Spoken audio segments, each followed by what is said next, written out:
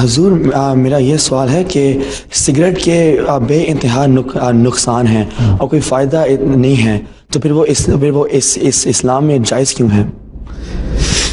کون سے اسلام میں جائز ہے؟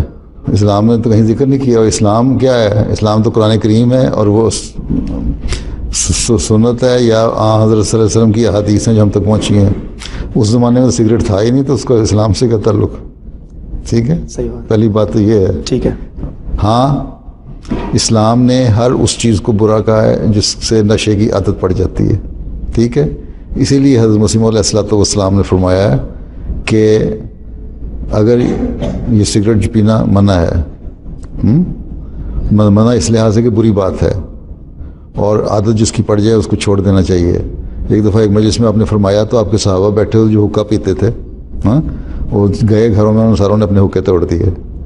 ٹھیک ہے، اور بلکہ ایک جگہ یہ بھی فرمایا کہ اگر یہ تمباکو اور سگریٹ حقہ حضرت صلی اللہ علیہ وسلم کے زمانے میں ہوتا تو شاید یہ بھی منع ہوتا. ٹھیک ہے.